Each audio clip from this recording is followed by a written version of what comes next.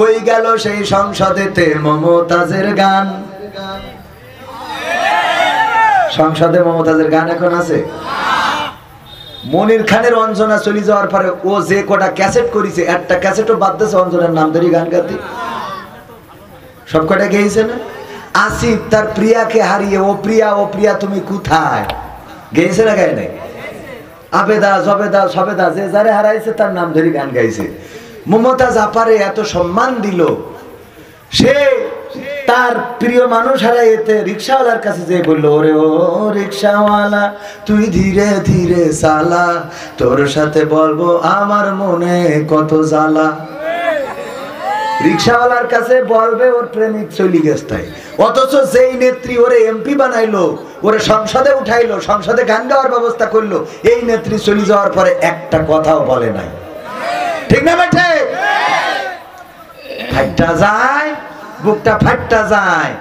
গাইলো, স্বামী চলে গেছে তাই মনে হয়, কিন্তু নেত্রী যাওয়াতে একটা গানও গায় নাই। আমি শিখাই দিছিলাম, আপা আপনি গান। আমার সোনার ময়না পাখি কোন বা দোষে দাদার কাছে গো,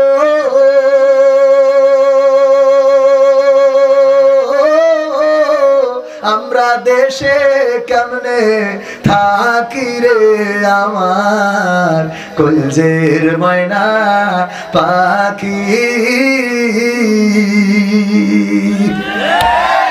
গাওয়ার দরকার ছিল না? ছিল না? তবে গাচ্ছে না তা না, হয়তো গান গায় কিন্তু সেই গানটা এমন। এখন হয়েছে দেখেন, সব আদালতে তুলতেছে, কেউ ভেন্সি কাটে। শাহজাহান বলে আমাদেরও সময় আসবে। সময় তো তোমাদের ছিল, আবার নতুন করে কি আসবে? কথা কয় না? সময় তো তোমাদের ছিল, তোমরা সময়টাকে নিয়ে এতটাই অহংকার, এতটাই অধ্যত্ত দেখিয়েছ, মানুষকে মানুষ মনে করো নাই।